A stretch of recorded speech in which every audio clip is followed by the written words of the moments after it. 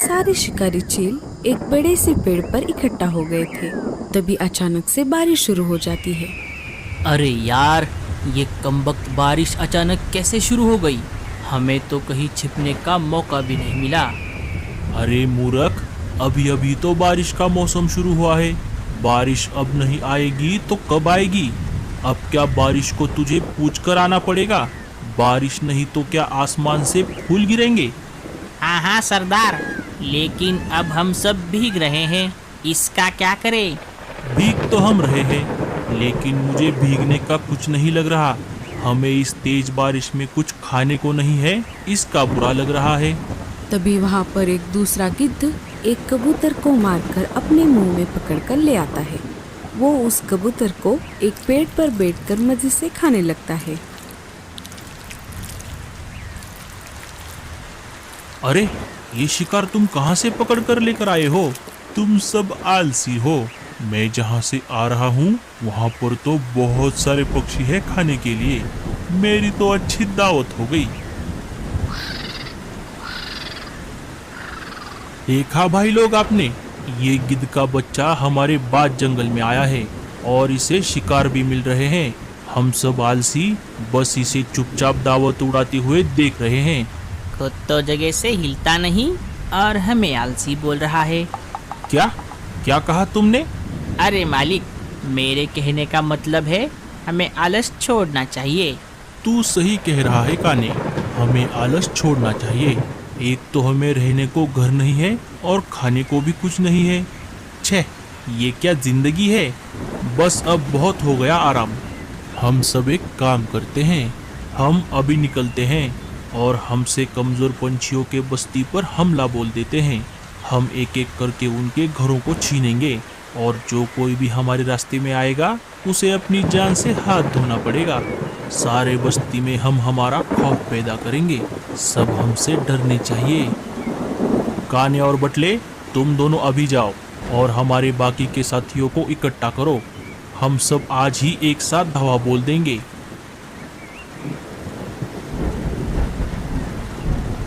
दोनों जाकर उनके साथी शिकारी पंछियों को बुलाकर लेकर आते हैं। अरे साथियों, तुम सब आ गए? चलो, हमें चलना है। पर कहाँ चलना है, पहले ये तो बताओ। अरे चलो तो सही, तुम सब बस मेरे पीछे पीछे आओ।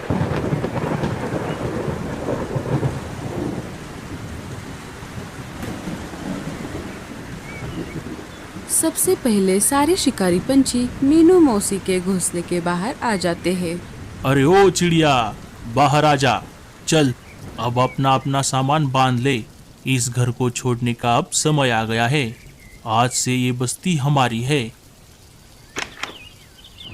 अरे ओ मनुष्य कहीं के, तुझे क्या मेरा ही घर मिला था कब्जा करने के लिए? अब सब निकलो यहाँ से, वरना मैं एक एक को देख लूंगी। अरे ओ बुढ़िया, तुझे अपनी जान प्यारी है या ये झोपड़ी? हम सिर्फ तुम्हारे ही नहीं, इस बस्ती के सारे पंछियों का घर एक एक करके हथियाने वाले हैं। जो भी हमें घर देने से इनकार करेगा वो अपनी जान से हाथ धो बैठेगा। अब चुपचाप छोड़ दो ये घर। लगता है तुम ऐसे नहीं मानोगे। रुको, मैं अभी बताती हूँ तुम सबको। अरे अरे बुढ़िया, ये तूने क्या कर दिया?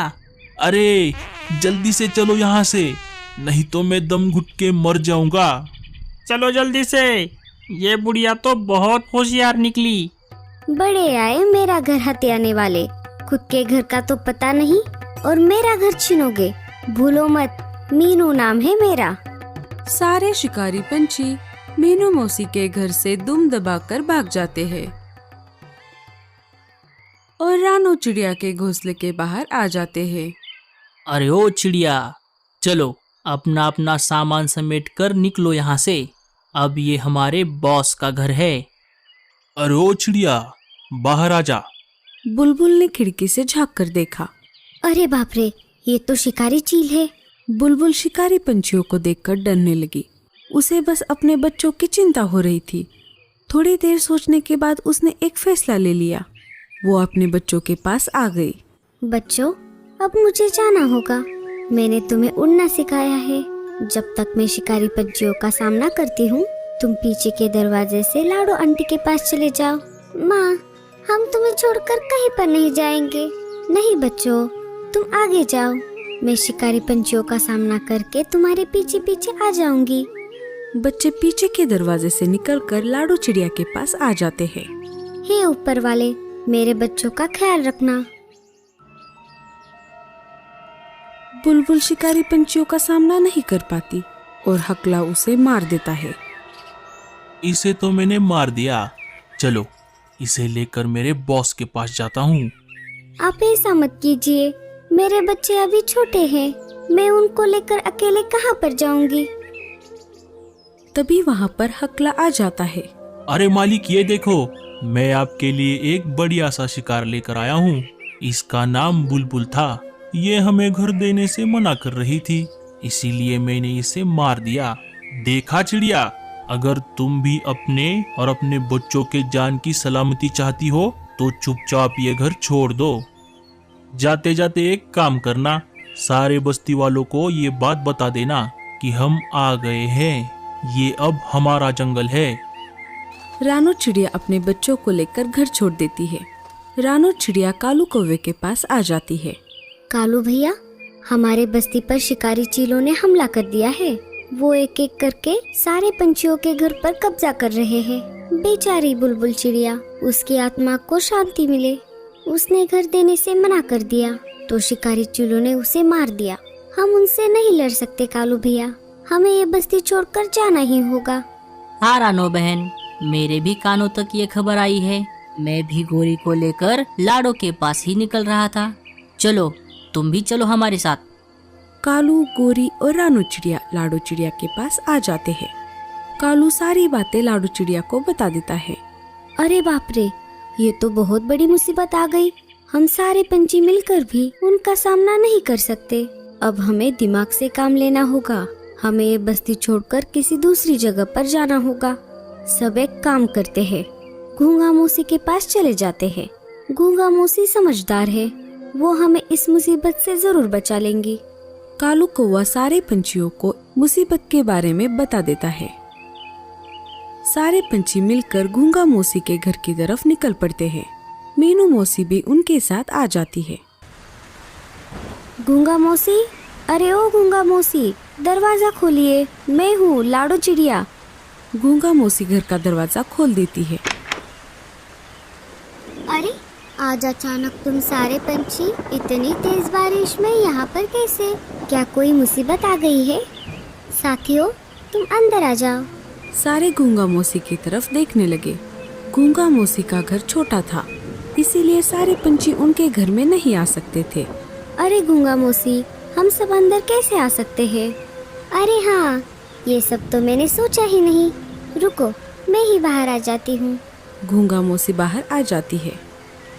बताओ, आज अचानक से सारे पंछी यहाँ पर कैसे? अरे मौसी, हम सब बहुत बड़ी मुसीबत में फंस गए हैं। लाडो सारी बातें गूंगा मौसी को बता देती है। बस इतनी सी बात?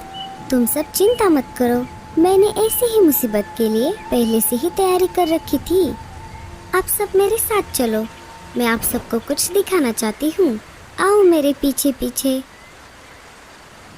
थोड़ी दूर आने पर मौसी रुक जाती है। मौसी सारे पंछियों को एक बहुत बड़े मशरूम के खेत के पास ले आती है। साथियों, ये देखो, ये है मशरूम की खेती। मैंने ये मशरूम खुद उगाए हैं। इसे उगाने में मैंने बहुत मेहनत की है। मुझे पता था कि अचानक जंगल पर कोई मुसीबत आ गई तो ये मशरूम की खेती हमारे ज़रूर काम आएगी। आप सब चिंता मत करो, मैं मेरे साथियों के मदद से आप सभी को घर बना कर दूंगी। मौसी सायरन बजाकर सारे साथियों को सिग्नल दे देती है। थोड़ी ही देर में गूंगा मौसी के सारे साथी उनके घर के बाहर इकट्ठा हो जाते हैं।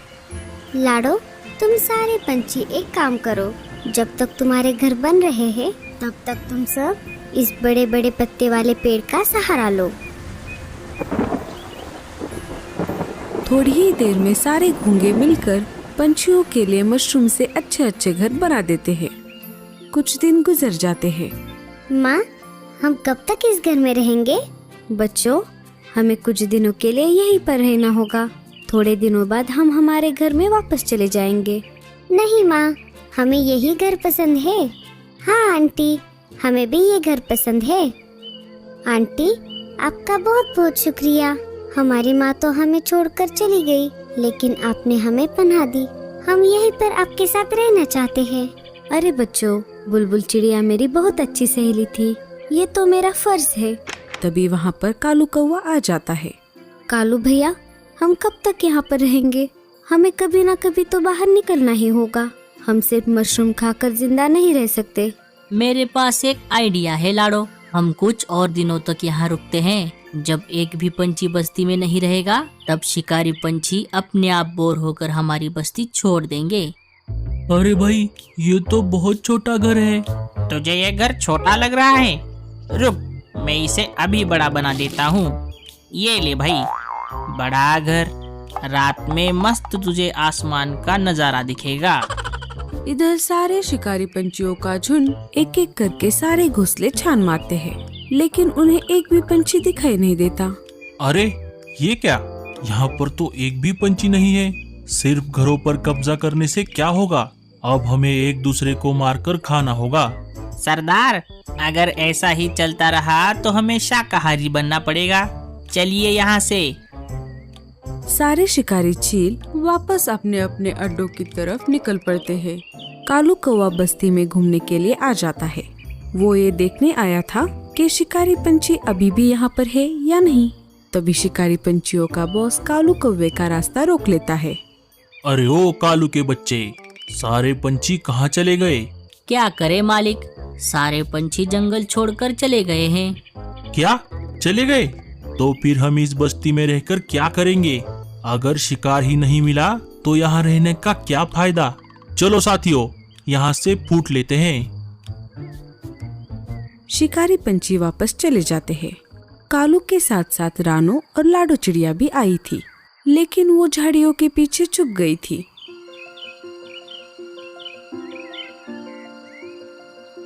अरे कालू भैया, हमारा प्लान तो काम कर गया।